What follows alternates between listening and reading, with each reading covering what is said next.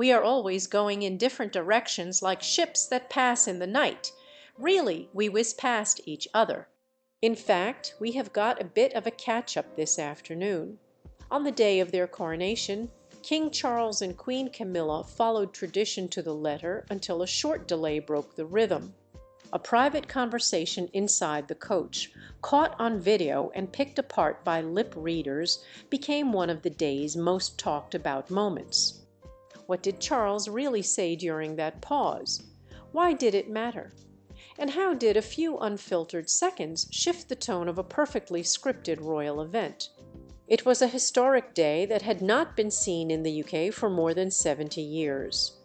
All eyes were on Westminster Abbey on the morning of May 6, 2023, when King Charles Roman III and Queen Camilla were crowned in a spectacular royal ceremony. With thousands of people lined the streets and military units on either side, the royal couple was transported through central London on the Diamond Jubilee state coach.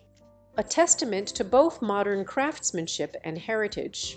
2,000 people had gathered inside the monastery to await the solemn occasion, including Commonwealth officials, religious leaders, international dignitaries, and relatives from both of their prior marriages. In keeping with centuries-old custom, the service included hymns, a sermon, a royal oath, and the revered anointing moment. Camilla got Queen Mary's crown minus the contentious coup diamond, while Charles was given the coronation regalia and crowned with the St. Edward's crown.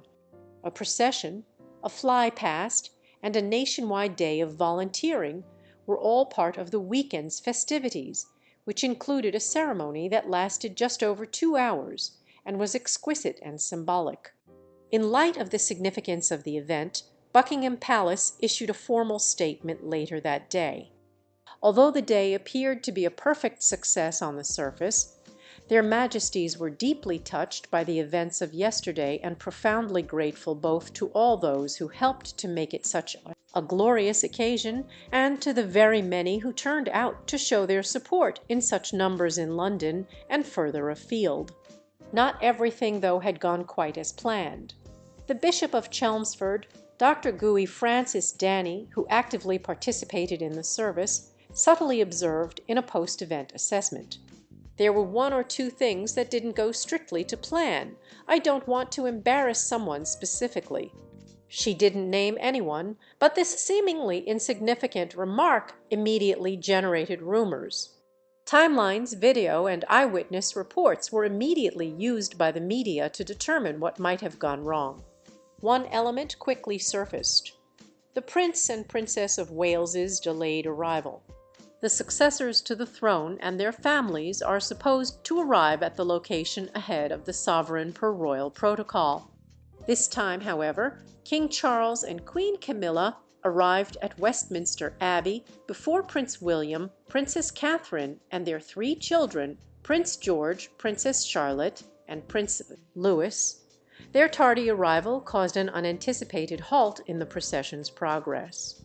This change resulted in the royal couple having to wait inside the Diamond Jubilee state coach for about 8 minutes before leaving, as the king's arrival was meticulously planned. From the outside, cameras recorded Charles and Camilla sitting in the coach. Not only was the delay noteworthy, but so was the king's attitude. He was seen on camera talking animatedly and pointing to Camilla. Although the facial gestures were slight, the tone was clearly agitated. Even small hesitations might draw attention in a scene that has been so meticulously planned. This spontaneous halt gave viewers who were watching live or watching the video again online a unique look behind the royal curtain. Professional lip readers were asked to decipher the exact words spoken inside the coach, while the internet swiftly analyzed the images. Jackie Press, a seasoned lip reader with decades of experience covering royal events, provided the first widely shared interpretation. King Charles reportedly said, "I'm worried about time. I mean, it's been longer this time, and well, I mean, look, according to a press report cited by the Daily Mail, I understand." She said the remark showed sincere apprehension about the timing, which could have been caused by delays in the procession's itinerary. Another lip reader, who appeared on Sky News Australia, offered an alternative interpretation. Charles was quoted as remarking, "We can never be on time," in their study, which presented a somewhat more honest image. Yes, this is a drawback. Even though the words were different, the emotional tone of both interpretations was the same. "There's always something. This is boring." Charles seemed frustrated, trapped in the tense moment of royal timing gone wrong. These readings are not official transcripts, so please take note. Despite being a highly skilled ability, lip reading can change based on a number of factors, including illumination, camera angle, facial coverage, and even speech pace. Neither lip reader asserted complete certainty, and no comment from Buckingham Palace ever confirmed or refuted any of the interpretation. However, this coach moment rapidly became popular in online commentary and news cycles. The video sparked discussion. Some felt sorry for Charles, claiming that a king overseeing such a momentous event needed to be on time. Others saw it as an indication of personal annoyance seeping into a public gathering that was supposed to be composed and cohesive. In any event, it was a memorable moment that humanized the event rather than interfering with it. Furthermore, King Charles's casual remarks and body language have previously attracted notice. Another episode that had occurred only 8 months prior in the early days of his rule, after Queen Elizabeth II's death, swiftly returned to the public's recollection. Charles was captured on camera getting noticeably agitated while signing a guest book during a trip to Northern Ireland. He cried out, "Oh God, I hate this," when the pen he was using started to spill. The video quickly went viral after being shown in publications like The Guardian, and it came to represent the severe scrutiny Charles endured during his rise from prince to king. "I can't bear this bloody thing." Every stinking time, these fleeting, spontaneous moments highlight the importance of royal responsibilities, particularly when every action and statement is amplified in public. Similar to the pen incident, the coach conversation revealed the strain that underlies ceremonial perfection rather than scandal or failure. These human expressions demonstrated that no event, no matter how carefully prepared, is impervious to unpredictability, even though the coronation appeared to go off without a hitch to outside spectators. Most spectators were unaware that the small delay had created such a noticeable commotion within the royal carriage until the coach eventually started moving again and the ceremony inside Westminster Abbey began. However, that brief time was enough to start a whole discussion among those who were paying close attention, especially the body language specialists and professional lip readers who frequently follow royal events. It was about what was revealed, not just what had been spoken. Royal coverage has long relied on lip readers. Since there are no microphones in the royal carriages or during some private conversations, the media has historically relied on professionals like Jackie Press, who has years of experience interpreting high-profile events. The first generally disseminated analysis of the coach exchange was hers. She noticed that Charles seemed to remark, "I'm concerned about time because it's been longer this time. And well, look, I understand." For many, the tone conveyed a tense concern about the ceremony's progress, particularly with the world's eyes on it. An alternative interpretation of what the king might have said emerged shortly after that one was reported. According to this one, which was provided by a different lip reader through Sky News Australia, Charles said, "We can never be on time. Yes, this is a drawback. There's always something. This is boring." This interpretation suggested more frustration than anxiety, possibly with a pattern of delays or problems at royal engagements as well as with the current situation. Despite their differences, the two interpretations shared the same emotional theme. The king was obviously uncomfortable. It is important to realize that lip reading is not perfect, even if it is a skill that has been honed over years of practice. Expert lip readers make their readings based on the speaker's facial expressions, contextual cues, and obvious mouth movements. However, the accuracy of what may be reliably interpreted depends on a number of factors, including camera angles, illumination, and the quality of the footage. There is potential for interpretational variation because Charles and Camilla in the coach were partially framed and their mouths were not always visible. Furthermore, Buckingham Palace has never offered an opinion on how accurate these readings are. Similar to other royal family lip-reading incidents, the public is usually left to make its own judgments, while the palace remains silent, with media outlets publishing headlines based on the most dramatic or persuasive interpretations. In the cycle of royal coverage, where public interest frequently outpaces the availability of official information, this is not unusual. However, because they are spontaneous, these moments have resonance. The silent conversations captured on camera had emotional weight in contrast to the formal ceremonies of the coronation, where every hymn, gesture, and symbolic deed was meticulously planned and completed. They give the general public a peek of the individual who holds the post. This fleeting period of seeming annoyance or anxiety resonated with Charles because it seemed genuine. The coach incident was especially intriguing because it was part of a larger trend. Charles has previously been observed displaying emotional outbursts in public during a formal engagement. The pen incident in Northern Ireland had made a lasting effect less than a year before. Charles seemed clearly agitated by a leaking pen on September 13 while he was signing a guest book at Hillsborough Castle. His words, "Oh God, I hate this," were heard. The incident, which was caught on camera and shared by The Guardian, went viral. "I can't bear this bloody thing every stinking time." It was a reaction that many could relate to. Others, however, interpreted it as a sign of a short fuse or a difficulty keeping one's cool under pressure. Nor was this an exceptional instance. A few weeks later, cameras caught Charles looking clearly impatient during a public appearance in Wales.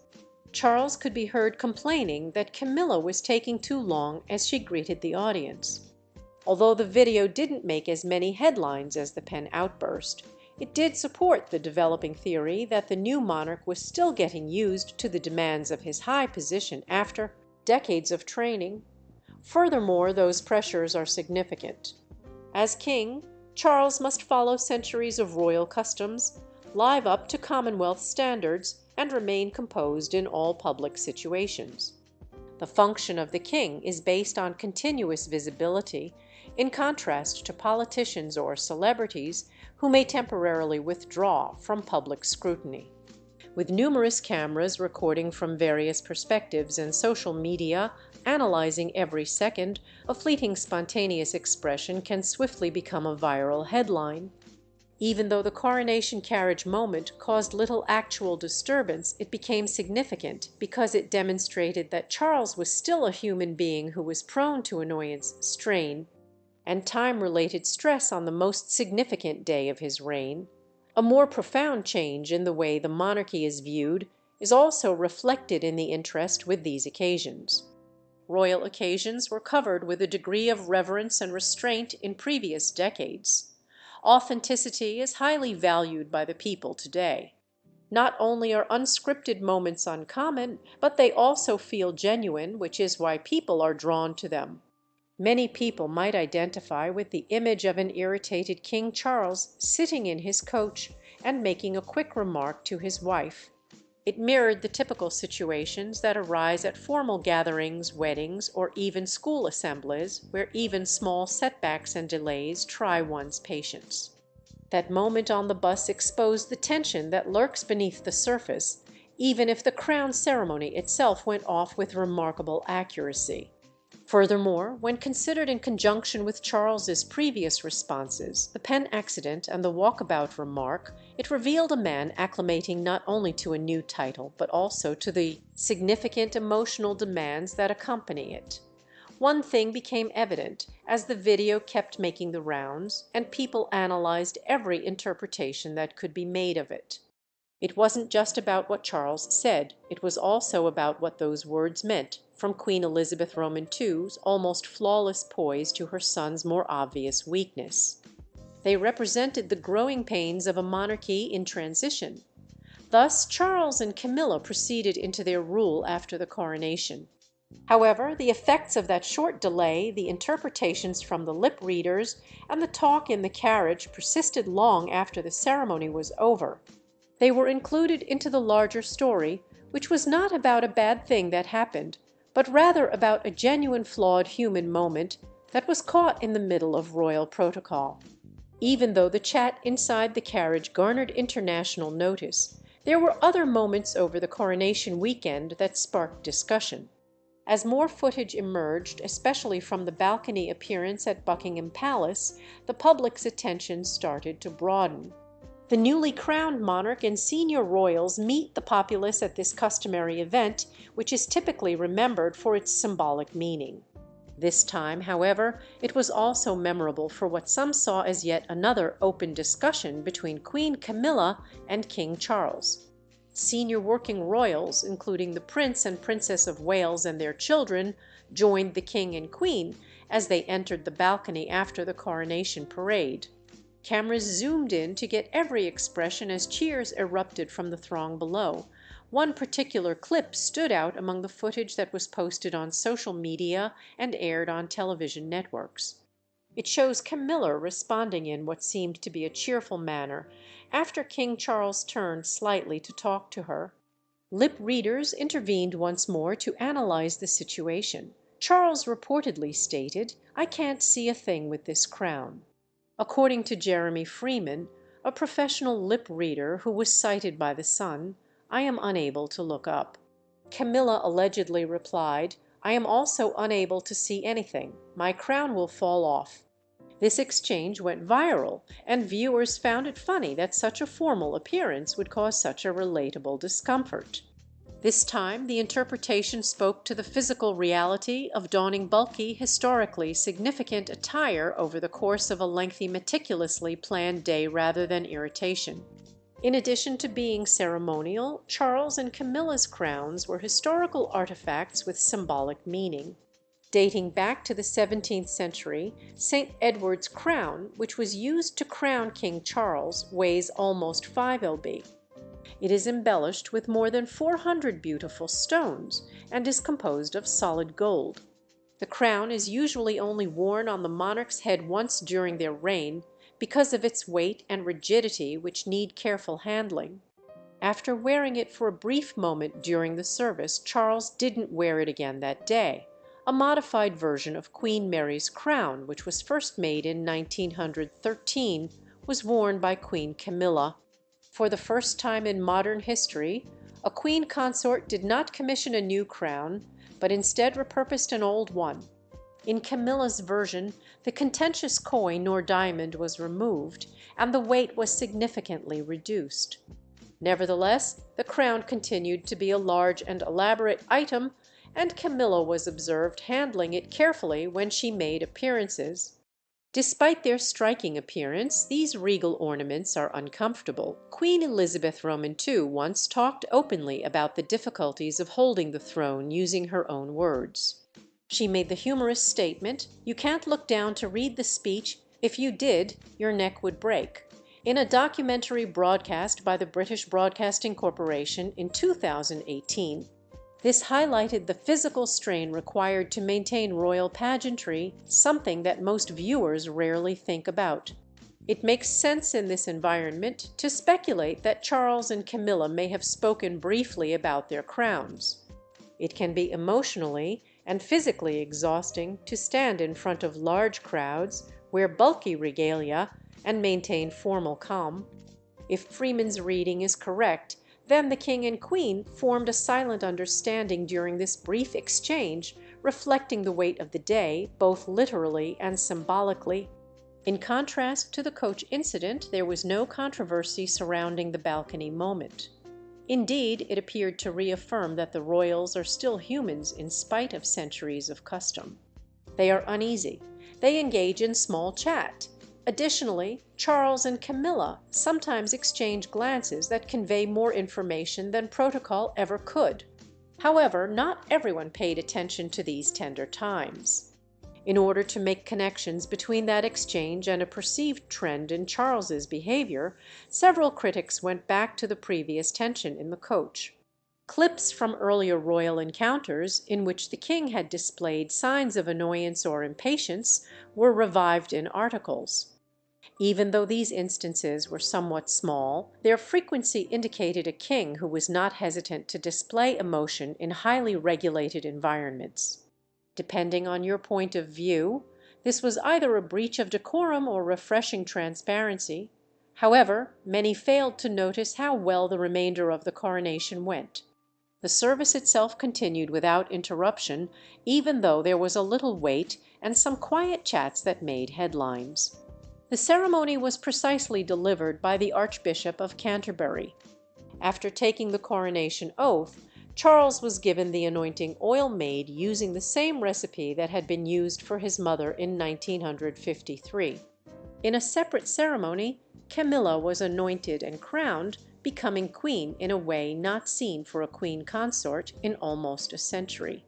In keeping with Charles's long-held goal of a more inclusive monarchy, there was also the unprecedented participation of leaders from a variety of religious backgrounds, including Jewish, Muslim, Hindu, Sikh, and Buddhist leaders.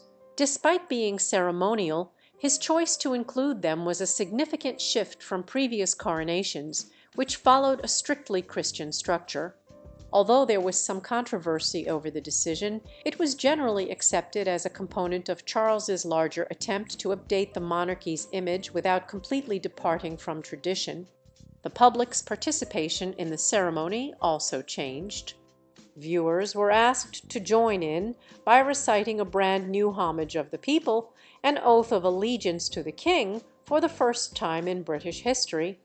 Others thought the gesture was out of step with contemporary attitudes, while others applauded it as democratic. The public's conflicted response to the day was further exacerbated by the mixed response, which did not interfere with the ceremony itself. Charles remained calm through it all. He stood upright during the anointing, nodded solemnly to accept the crown, and spoke clearly despite the preceding tension and sporadic signs of exhaustion. Like other queen consorts, Camilla handled her new role with grace, participating more actively and seeming comfortable in public settings. When considered collectively, the coronation provided a glimpse of a monarchy in flux, grounded in tradition but adapting to modern times. The day was not defined by the unscripted moments, even those that were analyzed by body language analyzers and lepriers. However, they added color, giving texture of what might have been an unbreakable formality show. They served as a reminder to the world that even monarchs worry about the passing of time, that even queens reposition their crowns, and that even when tradition is burdensome, people nonetheless feel its effects. The crown's reputation was unaffected by these behind-the-scenes looks. If anything, they made it more relatable to the people it represents, more human and more entertaining. The public's perception had changed by the end of the coronation weekend. What started out as a celebration of tradition and continuity had developed into a multi-layered discussion about openness, expectations, and the reality of contemporary monarchy rather than mistakes or failures. Many found the unguarded expressions between them to be more stunning than the practiced ceremonies inside Westminster Abbey. A rare moment of emotion amid a ceremony-dominated event was provided by the brief coach delay, the lipper interpretations, and the balcony conversation. While some criticized King Charles's response to the delay for its appearance, others saw it as a sign of his meticulousness and the strain to live up to expectations in a reign that was only getting started. This monarch was cognizant of the consequences of his schedule and was not divorced from it. Every minute matters in the age of round clock, media coverage, and international live streams. Every pause is observed. Analyses are made on every face expression. Nevertheless, the day's importance was never overshadowed. The crowning of a new king has occurred in the United Kingdom for the first time in more than 7 decades. The last time a spectacle like this occurred was during the coronation of Queen Elizabeth Roman II in 1953. Despite being historic, her coronation took place in a different media environment, devoid of digital replays, social media, or body language analysis that went viral. Charles' coronation, on the other hand, was filmed, examined, and replayed in real time under a worldwide microscope. Charles is accustomed to that scrutiny. As Prince of Wales, Charles was frequently in the spotlight with criticism of his public remarks and extensive coverage of his private life. However, assuming the throne added a new level of urgency. His rule is a symbol of difference and continuity. Charles has frequently been more expressive than his mother, who was quiet and reticent. Sometimes he showed her feelings which were uncommon in public. And if some regard this as a break from tradition, others see it as a response by the monarchy to a contemporary society where formality is less important than sincerity. Therefore, the coronation weekend was more than just ceremonies and crowns. It dealt with the communication style of the monarchy in the modern era. The people got involved in the event rather than just watching it happen. Real-time reactions were made possible by social media networks. Everything from ceremonial dress to facial expressions was evaluated by analysts. Comparative videos of royal actions over eras were shared by media sources. This wider interaction included more than simply the lip-reading analysis. Such interpretations might have been restricted to post-event comments or gossip columns in earlier generations. They are now included in the live coverage of the event. Additionally, lip readers like Jeremy Freeman and Jackie Press made news with their interpretations, but they also brought attention to how the media is changing how the public perceives things. Audiences no longer watch passively. Instead, they participate in the creation of royal narratives by assembling sound, silence, and video snippets. Nevertheless, the larger background should not be overlooked in the midst of all the examination. The coronation was a well-thought-out and accomplished state ceremony. In addition to embracing new features, multi-faith involvement, a wider public invitation, and a more inclusive vision of British identity, it also included centuries of tradition. It was a declaration of both continuity and subdued development. Additionally, a minor change in tone was indicated by the monarchy's readiness to permit vulnerable moments even if they were unplanned. The lip-reading conversations were not answered by the royal family regarding the conversation on the balcony and what was stated in the coach. No statements were made. According to royal protocol, this quiet was appropriate. Speculation is rarely addressed by the monarchy, especially when it comes to private events captured on video. However, by not responding, they let the discussion flow naturally, influenced by interpretation rather than intervention. And maybe it was right. That day's events were self-evident. They were defined by intricacy rather than controversy. Thus, they didn't need to be clarified. A more complete picture of the individuals behind the crowns was painted by the king's facial expressions, the queen's reactions, the small hiccups, and the seamless recoveries. They reminded the people that even monarchs dressed in their finest regalia can feel the weight of time, pressure, and expectation, and that even the most well-prepared events have aspects of spontaneity. The footage persisted when headlines stopped covering the coronation and the royal family resumed their regular schedule of engagements and responsibilities. Not because they were theatrical, but because they were genuine. The coach moment, the lipper quotations, and the remarks regarding crowns remained in the public eye. These were human events woven into the fabric of regal custom. The coronation served as both a beginning and a conclusion for King Charles Roman III and Queen Camilla. Following one of the most admired kings in contemporary history was an enormous challenge. But it also signaled the official beginning of a long-awaited reign. However, it also presented a chance to create a new royal persona based on respectability and relatability. In this way, even the unsaid parts of the message were incorporated.